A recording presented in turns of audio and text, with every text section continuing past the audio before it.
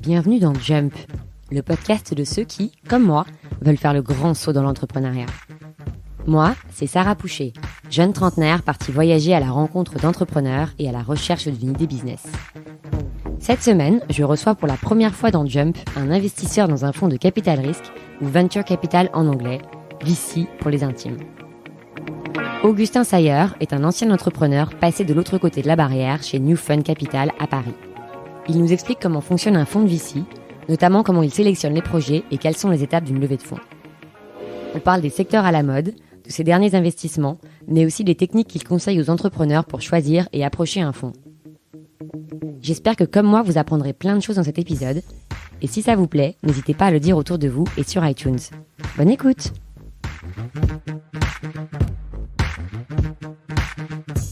Bonjour Augustin. Bonjour Sarah. Bienvenue dans Jump. Merci de m'avoir. Alors Augustin, tu es le premier investisseur que je reçois sur le podcast. Tu es aussi un ancien entrepreneur, mais on va parler de ton métier d'investisseur chez New Fund. Alors, est-ce que tu peux commencer par nous raconter comment tu es devenu investisseur ? À la base, j'étais investisseur, donc j'ai commencé ma carrière en investissement en private equity. Et ensuite, je suis devenu entrepreneur et j'ai décidé de rentrer dans le VC il y a 2 ans. Est-ce que tu peux juste nous expliquer la différence entre private equity et VC ? Ouais, donc en fait, le VC, c'est du private equity, mais tel qu'on le comprend, nous, dans nos industries, le private equity, en général, ça va être de l'investissement dans des sociétés privées qui sont en général profitables ou quasiment profitables, et des tickets des boîtes qui font du chiffre d'affaires de 5 à 1 milliard. Donc en général, 5 millions d'euros à 1 milliard d'euros, et voire plus. Il y a des gros fonds de private equity. Le PI private equity va viser un taux de rendement interne de 25% par an. Ce qui est assez élevé. Ce qui est si élevé. Bon, tu vas voir, il y a plus élevé. Le VC, donc le Venture Capital, c'est du private equity, mais c'est du private equity beaucoup plus early stage. On va parier sur des idées qui peuvent être des idées folles, des idées moins folles, mais en général, c'est des boîtes qui se construisent, qui perdent de l'argent et qui ont besoin de capital pendant leurs premiers 2, 3, 10 premières années en fait. Donc parfois, vous investissez dans des boîtes qui font 0 chiffre d'affaires ? Exactement. On investit souvent dans des boîtes qui font 0 chiffre d'affaires, 0 euros de chiffre d'affaires. Et l'idée, c'est de les amener aux millions, aux 2 millions, au private equity et à une exit. Et c'est des boîtes qui ont quand même une structure, qui existent, ou c'est vraiment sur le papier, on vient vous pitcher des idées à PowerPoint et vous faites un chèque ? Donc en général, en venture capital, il y a des fonds d'investissement qui se spécialisent dans l'investissement sur PowerPoint. New Fund, donc le fonds pour lequel je bosse, le fait pas ou le fait très très rarement. Nous, on aime bien qu'il y ait déjà un petit product market fit. Par product market fit, c'est un entrepreneur qui a déjà un produit et le produit se vend déjà. Donc le produit, il est sûrement pas parfait, mais il y a des gens qui sont prêts à sortir leur carte bancaire, leur chèque, leur chéquier. Bon, je crois qu'il n'y a plus beaucoup de gens qui utilisent les chéquiers, mais pour payer pour ce produit. Et nous, on va les aider, en fait, à améliorer ce produit, à convaincre plus d'early adopters pour ensuite pouvoir développer la boîte. Ce qui s'appelle le seed. Donc, le PowerPoint, on va appeler ça en France du pré-seed. Seed, c'est graine en anglais, n'est-ce pas ? Exactement. Donc, on est la petite graine, voilà. Et donc, il y a pré-graine. Pré-graine, ça va être le PowerPoint, ça va être les 100 000, 200, 300 000 euros pour essayer de monter ce produit. Le seed, donc la graine, ça va être les 500 000 à 2 millions d'euros pour essayer de transformer cette graine en une petite plante. Et ensuite, il y a ce qui s'appelle série A, série B, série C, où l'idée, c'est vraiment de transformer cette plante en arbre. C'est des tickets qui vont en série A de 3 millions à 10 millions, et qui ont tendance à augmenter ces derniers mois et ces dernières années. Et l'idée, en général, la série A, c'est s'internationaliser, devenir multi-produit, créer une équipe de marketing, une équipe de commerciaux. Et est-ce que tu peux nous parler un peu du business model d'un fonds de VC ? Parce que j'imagine que sur tous les projets dans lesquels vous investissez, il y en a la grande majorité qui échouent. Comment est-ce que vous gagnez de l'argent ? Donc, c'est vrai qu'on entend souvent l'idée du VC, c'est 9 perdants, un gagnant. C'est plus ou moins vrai, avec quelques nuances. En général, c'est un gagnant, 2 petits gagnants, 4 où on récupère notre mise. Et je sais plus où on est à 4, 2, 3, 7. Et 3 où on perd totalement la mise. Voilà. Et l'idée, c'est d'avoir, on parle de TRI, on a parlé de TRI avec le private equity, c'est d'avoir un TRI qui est au-dessus des 25%, qui va de 25 à 200%. Hein. Ensuite, la moyenne en France, elle est plus autour de 0 aujourd'hui. Et aux États-Unis, elle est plus autour de 10%. Voilà. Parce qu'en fait, les quelques boîtes sur lesquelles vous gagnez vraiment de l'argent, vous gagnez beaucoup d'argent. C'est ça. En général, on va faire un x100 sur la boîte où on gagne beaucoup. On va faire un x10 sur les petits gagnants et x1 x1 ou x0 sur tous les autres. Quoi. Est-ce qu'il y a beaucoup de fonds qui font faillite ? Il y a quelques fonds là qui ferment. Ensuite, il y a quand même beaucoup plus de fonds qui ouvrent en France. Le trend en France est clairement porté sur l'entrepreneuriat. Il y a de plus en plus de... Enfin, il y a une mentalité aussi chez les millennials et chez les générations Z qui se porte sur l'entrepreneur. Et donc, on voit tous ces fonds qui se développent à Paris, en province. On a même des fonds franco-anglais qui se développent. On a des fonds américains qui viennent en France pour investir spécialement en France. Donc, je dirais que la tendance est vers l'ouverture de fonds plus que la fermeture de fonds. Ensuite, c'est sûr, hein, un fonds, l'idée, c'est de rendre de l'argent à ses investisseurs. Et si au bout de 10 ans, le fonds a rendu 0% de TRI ou 3% ou 5% ou 8%, en général, ça va être plus dur de relever ce deuxième fonds. Parce qu'en fait, le fonds doit aussi trouver des fonds. C'est ça que tu nous dis. C'est que en fait, la personne qui crée le fonds donc, a sans doute un peu d'argent personnel. C'est peut-être un ancien entrepreneur ou quelqu'un qui a quand même une mise de départ, mais doit aussi trouver d'autres investisseurs qui donc investissent dans son fonds pour que lui puisse réinvestir dans autre chose. Exactement. Et c'est une bonne... c'est vrai qu'on s'en rend pas compte assez. Les fondateurs d'un fonds de VC, même d'un fonds de PI, hein, c'est des entrepreneurs. C'est des gens qui doivent aller trouver de l'argent, avec cet argent faire fructifier l'argent et ensuite rendre l'argent. Et s'ils n'y arrivent pas, la boîte elle ferme et il faut trouver un nouveau job.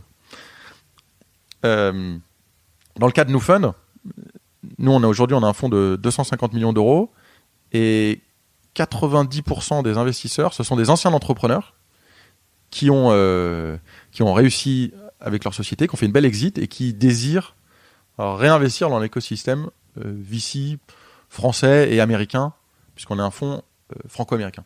Et tu mentionnais que vous avez 250 millions donc à gérer dans votre fonds. C'est beaucoup ça pour un fonds de VC ? C'est quoi la taille des fonds en général ? La taille des fonds, elle a tendance à augmenter. On pourrait dire que en seed, on est sûrement le plus gros fonds. En série A, non. En série A, c'est des fonds qui sont au-dessus de 250 millions. Ensuite, pour être transparent, nos 250 millions, c'est sur 2 fonds. Donc, on a un premier fonds de 110, un deuxième fonds de 140. Voilà. Donc, non, nous, on fait des investissements de 500 000 à 2 millions. Donc, en fait, on pourrait se dire, 130 ou 140 divisé par 500 000, ça vous fait 260 investissements. Non, l'idée, c'est il y a la moitié du montant qui est fait pour des premiers investissements et ensuite le reste qui est fait pour réinvestir dans ces sociétés au moment où elles lèvent leur série A, leur série B, etc. Donc en fait, c'est plus simple que l'on ne pense et on ne va pas avoir 250 lignes. Vous avez des cycles d'investissement, non ? Il y a des moments où vous rentrez un peu en même temps dans plusieurs sociétés et ensuite vous sortez aussi à peu près en même temps, non ? Il y a des cycles en tout cas d'investissement sur un fonds où nous, quand on va lever de l'argent, on va dire aux investisseurs, les 5 premières années, on investit. Et les 5 dernières années, donc un fonds de 10 ans, on va développer les boîtes et les vendre. Et donc en fait, sur les 5 premières années, il faut qu'on ait investi ces 140 millions. Ensuite, il y a d'autres cycles qu'on peut voir dans le VC, c'est les cycles thématiques où en ce moment, il y a plein de boîtes qui essayent de solutionner les syndics de copropriété. Donc là, on envoie 2 par semaine. Et pendant 18 mois, on ne va plus les voir. Et dans 18 mois, au moment où il faut lever leur série A, donc la prochaine série, on les revoit tous. Enfin, on voit ceux qui ont réussi à émerger, qui ont réussi leur seed.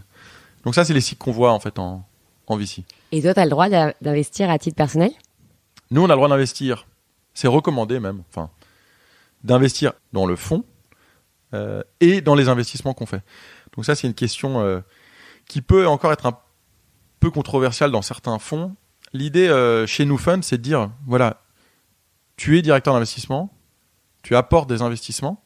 Si tu y crois vraiment, tu as le droit de mettre un petit ticket. Tu peux mettre 1 000 euros, tu peux mettre 10 000 euros pour ceux qui peuvent. Mais tu as le droit de mettre cet argent. Et en fait, la philosophie derrière, c'est bon, on n'est pas juste des apporteurs d'affaires et ensuite on se débarrasse du deal, on investit juste l'argent d'autres personnes, mais on y croit tellement qu'en fait, on va mettre notre propre argent et si ça se passe bien, ça nous fera un petit bonus, un gros bonus, ça dépend de ce qu'on a mis, au moment de la sortie. C'est un peu comme un entrepreneur qui investit ses propres billes dans sa start-up. C'est vrai, c'est une bonne métaphore. Et est-ce que tu peux nous parler un peu de ton métier au quotidien? À quoi elles ressemblent tes journées? Tu reçois, j'imagine, beaucoup de pitch. Est-ce que tu passes ta journée à les analyser, à rencontrer des gens? Comment ça se passe? Donc ma journée, toutes les semaines sont différentes, comme la plupart des jobs, mais la journée classique, on doit recevoir une centaine d'emails par jour. Donc on va dire qu'il y a un bon 2 heures qui est fait à traiter les emails, s'assurer qu'on ait répondu à tous les emails. Chez NewFund, on est tous des anciens entrepreneurs. Donc on a vraiment ce désir ou cette volonté de ne pas faire patienter l'entrepreneur pour rien. Moi je me souviens quand j'étais entrepreneur, j'envoyais un email et je recevais une réponse quelquefois 2 semaines plus tard. Et souvent c'était un non. Alors que je me suis dit, l'investisseur il peut juste me répondre, écoute, non. Mais bon, c'est vrai qu'en fait on dit tellement non toute la journée que quelquefois il y a besoin d'attendre un peu avant de dire non parce qu'on a dit trop de non le même jour. Et donc il y a 2 heures, on va dire, sur l'email. Ensuite, il y a 2 à 3 premiers rendez-vous. Et les premiers rendez-vous, en général, c'est 1 heure. Et un premier rendez-vous avec un entrepreneur, c'est une discussion pas trop détaillée, mais avec les critères principaux pour qu'on sache si oui ou non on souhaite avancer. C'est quoi ces critères? Alors, en général, chez NewFund, mais je pense que la plupart des fonds de VC pensent similairement, il y a déjà rencontré l'entrepreneur, voir s'il y a un fit humain avec l'entrepreneur. Est-ce qu'on se voit vraiment, c'est un mariage, cet investissement, donc est-ce qu'on se voit travailler avec cet entrepreneur pendant 10 ans, potentiellement. Donc ça, c'est 1. 2, il y a le marché. On essaie juste de valider que le marché, c'est bien celui auquel on pensait, que l'opportunité est là. Et ensuite, il y a des détails techniques, c'est est-ce que la table de capitalisation est propre. Une boîte sur un PowerPoint, il faut que l'entrepreneur il ait 100% de la boîte. S'il a moins, c'est qu'il y a un problème. Et s'ils sont plusieurs associés S'ils sont plusieurs associés, qu'ils aient 100% qu'ils de la boîte. 100% tous ensemble. Mais en fait, une des craintes des fonds de VC, c'est que l'entrepreneur ou les entrepreneurs se retrouvent avec si peu d'actions dans la société qu'au moment où ça va devenir très dur, dans 3, 4, 5 ans, au moment où il y a des vrais challenges, qu'ils ne soient pas tentés d'abandonner l'aventure pour aller rejoindre un McKinsey, un Lazare, parce qu'il travaillait chez Lazare avant, parce que, mine de rien, il se dit, il me reste plus que 15% de la boîte, ça va être super dur en fait de vendre la boîte 15 millions, il va falloir relever, donc je vais me retrouver à 10. Au final, j'aurais gagné 1,5 million sur 10 ans. C'est une super somme en fait. Mais dans sa tête, il va se dire ouais, mais après les impôts, après l'URSSAF, et j'ai McKinsey qui va me proposer un salaire démentiel parce que j'ai une super expérience dans le SaaS B2B et en fait, j'ai un enfant qui vient naître. Enfin, il y a tellement de contextes où en fait, on le voit souvent les entrepreneurs, s'ils ont plus cet alignement financier, même s'ils font pas que ça pour l'argent, il y a un moment ils craquent. Donc nous, on essaye de valider quand même la levée en seed, il faut que l'entrepreneur il ait plus de 80% de la boîte, la levée en série A il est plus de 60%, la levée série B plus de 45%. Il y a pas mal d'articles là-dessus sur Internet pour mieux comprendre. Ensuite, il y a toujours des exceptions. Et souvent, quand on aime vraiment la boîte, on va essayer de retravailler avec eux la table de capitalisation en reluant, ce qu'on appelle le système de relution des entrepreneurs, en leur redonnant des actions en amont du tour.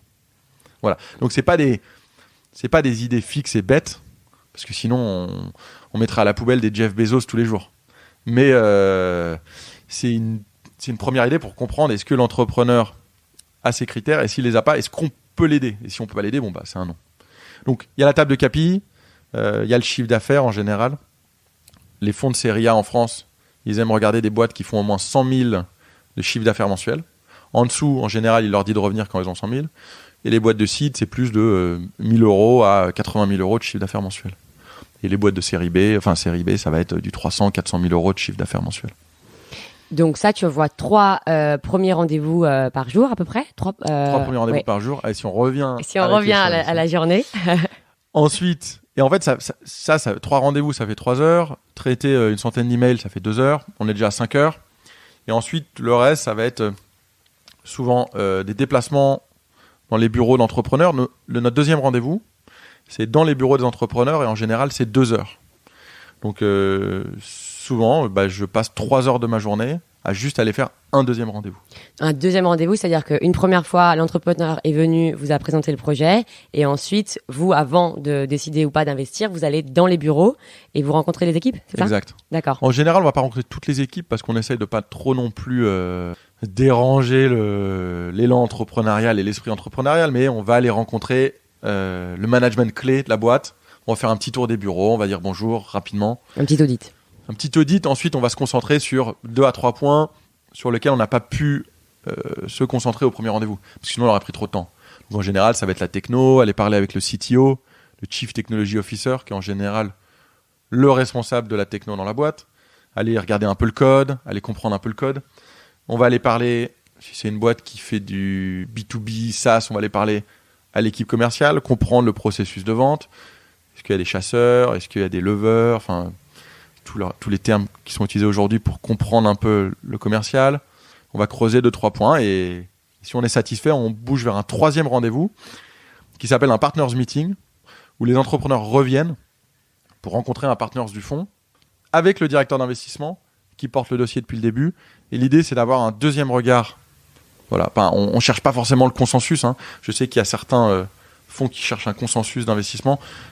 Chez Nufund, si on a cette conviction qu'on arrive à la démontrer en comité d'investissement, on peut faire le dossier. Donc au bout de ces 3 rendez-vous, l'entrepreneur aura une réponse, ou même avant si ça se fait pas, mais si ça se fait, au bout de ces 3 rendez-vous, vous commencez à négocier les termes du deal. En général, au bout de 3 rendez-vous, on commence à négocier les termes de la LOI, la lettre d'intention, qui dit voilà, on est intéressé pour investir. Et vous faites combien de LOI à peu près par an ? On doit faire une quinzaine d'investissements par an et on doit avoir une LOI sur 2 qui est un peu plus, on va dire. Il faudra que je regarde les stats, mais je dirais 60 à 75% des LOI qu'on donne qui sont acceptés. Et pour combien de pitchs reçus ? Ah ouais, ça c'est... En fait, la stat, parce que je me souviens plus très bien, la stat c'est on fait 1% des dossiers qu'on voit. Je crois qu'on voit 2000 dossiers, on voit 1500 dossiers et on fait 15 investissements par an. Et du coup, comment ça se passe ? Tu reçois donc le pitch sous forme PowerPoint, j'imagine, ou avec un email et comment tu t'y prends pour analyser en fait c'est quoi un peu les critères quand tu reçois le pitch pour dire si ou pas tu rencontres la personne ? Écoute, en général, moi je suis très ouvert, surtout j'étais entrepreneur avant. Et donc si je vois que l'idée même si l'idée m'intéresse pas en fait, si je vois que le type ou la nana d'ailleurs. Ou la nana, j'allais le dire mais bon. L'entrepreneur, comme ça, voilà. On reste gender neutral. Fait un peu de chiffres, à une table de capi plutôt propre. En général, je vais les rencontrer parce que ça rentre dans notre scope d'investissement. Ensuite, je m'assure que le deal n'est pas trop gros pour nous ou pas trop petit pour nous. Mais je vais essayer de faire un maximum de premiers rendez-vous et je perds pas mon temps. Parce que souvent, c'est vrai que très rapidement, je vois que le deal n'est pas pour nous. Mais ça me permet de créer un lien avec cet entrepreneur, voir si je peux l'aider, parce que j'étais dans ses chaussures à une époque. Et au final... notre meilleur dossier, enfin mon meilleur dossier plutôt, je peux pas parler de toute l'équipe, mais mon meilleur dossier, c'est parce que j'ai dit non à un entrepreneur qui a recommandé Nufund à un de ses meilleurs amis, qui est venu nous voir au tout début, et on a réussi à le convaincre qu'on était le bon investisseur pour lui. Alors est-ce que justement tu peux nous parler un peu des investissements récents que vous avez fait, donc celui-là ou d'autres, un peu des secteurs que vous regardez plus particulièrement ? Tu m'as parlé aussi des syndics d'immeubles, est-ce qu'il y a d'autres choses un peu tendances dans lesquelles vous spécialisez ? Alors nous, chez Nufund, on est secteur agnostique, c'est-à-dire qu'on regarde vraiment tout. Mais bon, comme on en a discuté, il y a des cycles, il y a des thèmes. Et donc souvent, on se retrouve à faire 5 investissements fintech en même temps, 5 investissements proptech en même temps. Pour ma part, sur les 6 dossiers que j'ai faits, il y en a 3 en fintech, 2 en proptech et 1 en ressources humaines tech, on va dire. Donc alors attends, fintech c'est finance, proptech c'est immobilier. Exactement. Et le dernier, tu m'as dit ? Ressources humaines. Ressources humaines, oui. Et il y a une B2B marketplace, j'ai oublié. Business to business. Dans quel secteur ?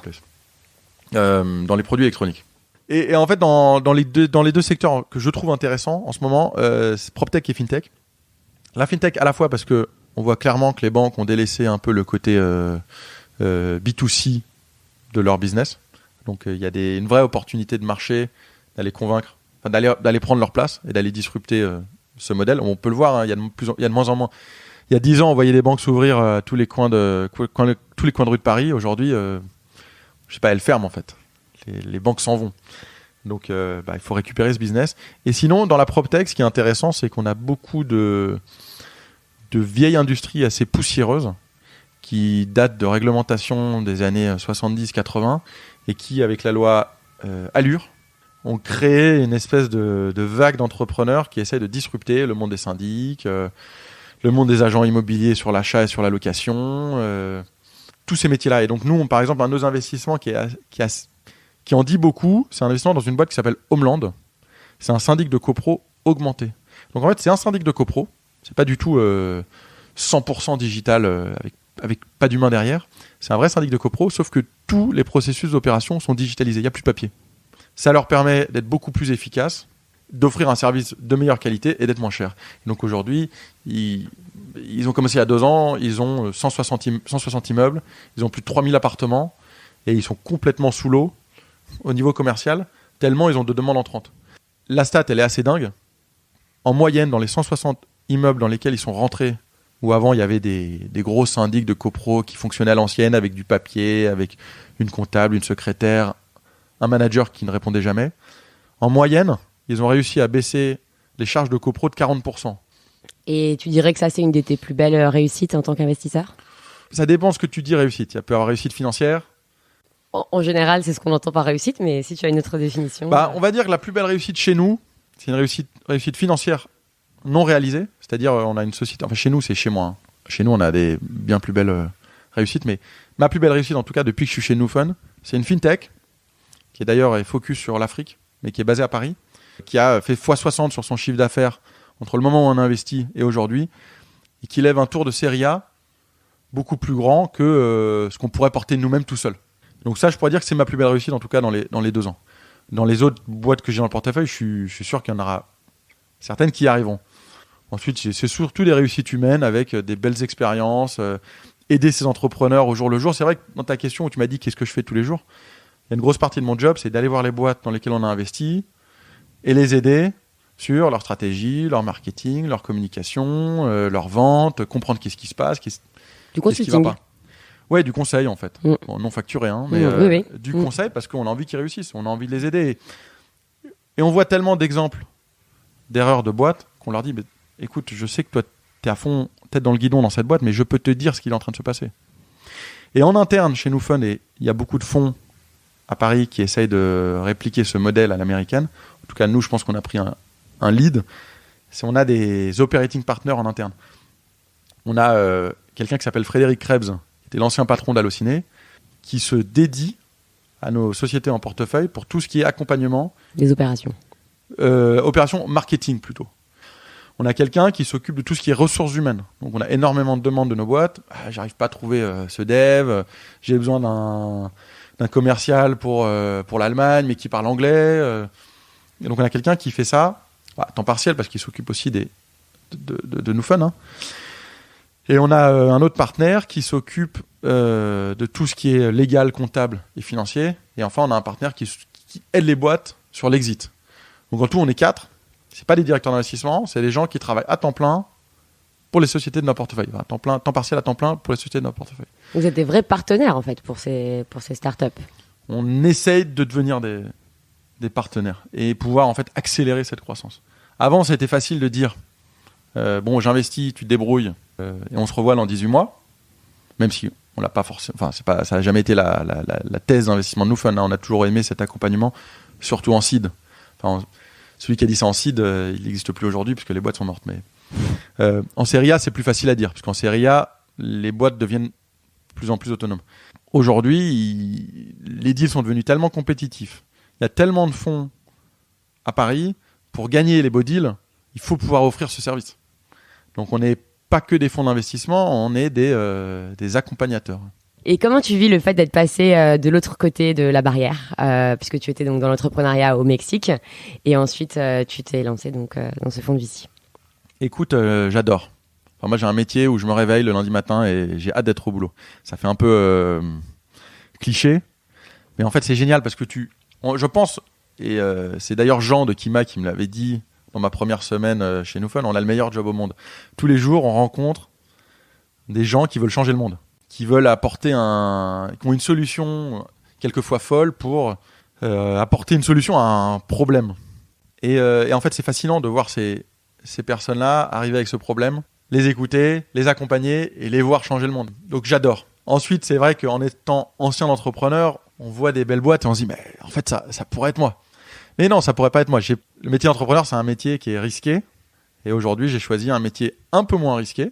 Et est-ce que tu as un conseil en général, après on va rentrer dans des conseils un peu plus détaillés sur comment aborder les VC, etc., mais des erreurs classiques que tu vois chez les entrepreneurs Alors, l'erreur classique que je vois chez les entrepreneurs, surtout les first-time entrepreneurs, les entrepreneurs qui en sont la première boîte, c'est de ne pas avoir assez de considération pour leur equity, leurs actions.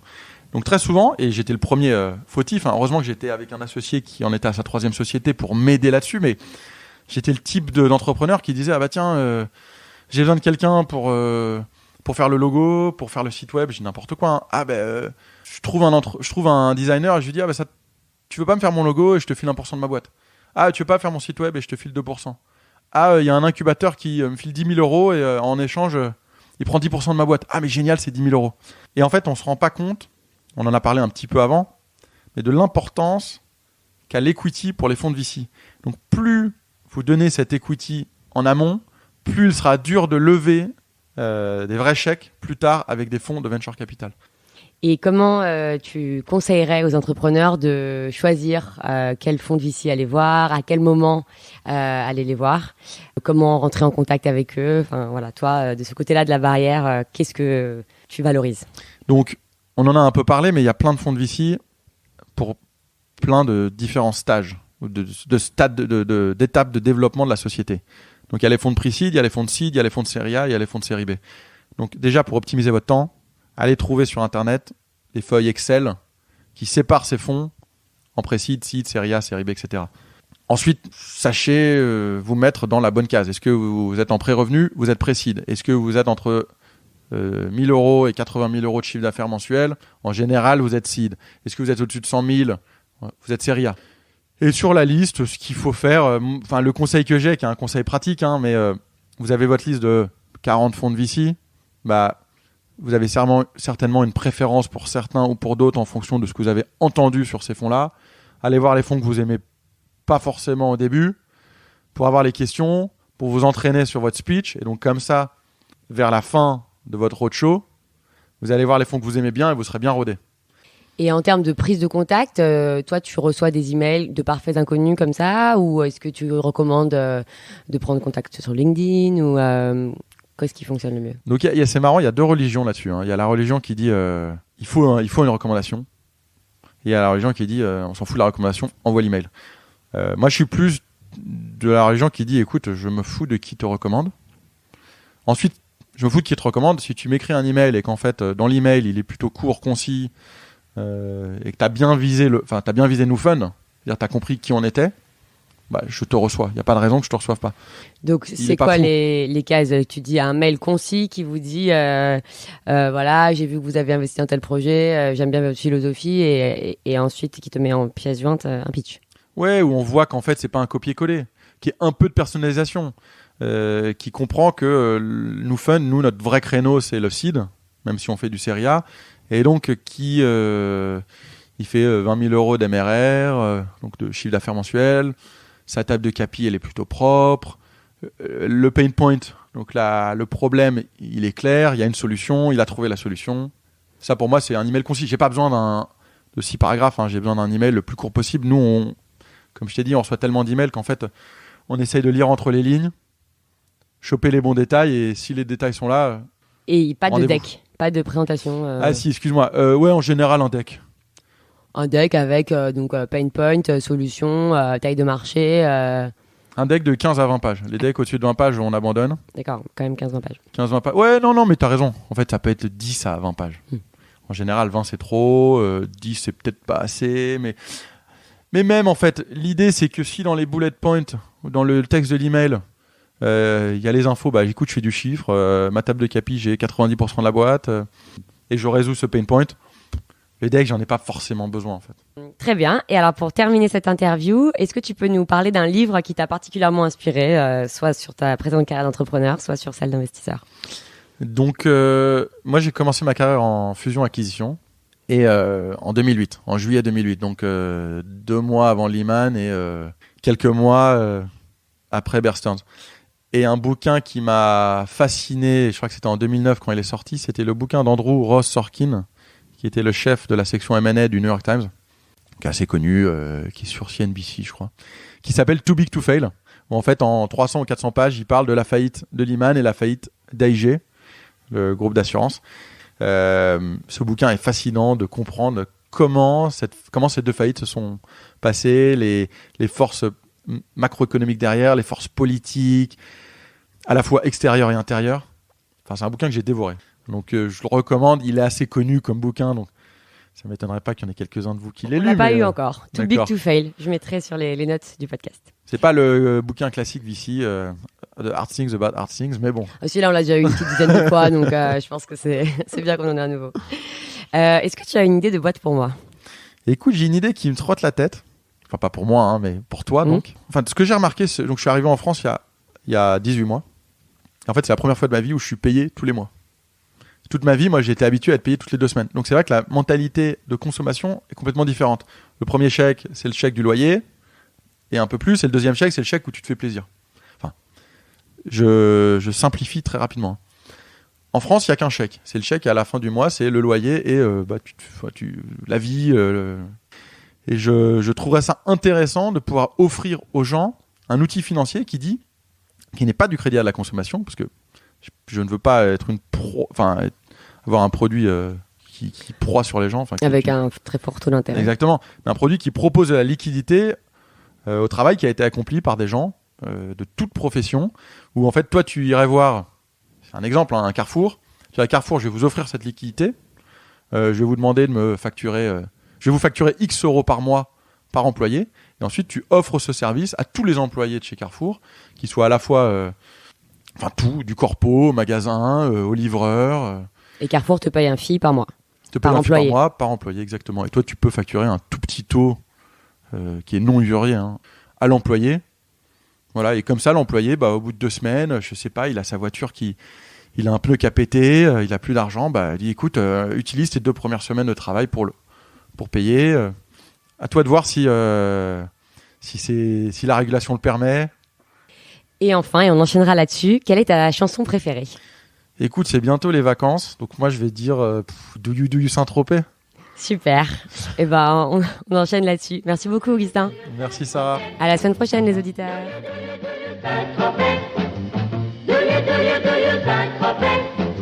Et quand revient l'été à Saint-Tropez, tous les garçons sont beaux à Saint-Tropez. Toutes les filles sont belles à croquer au rendez-vous d'amour de Saint-Tropez.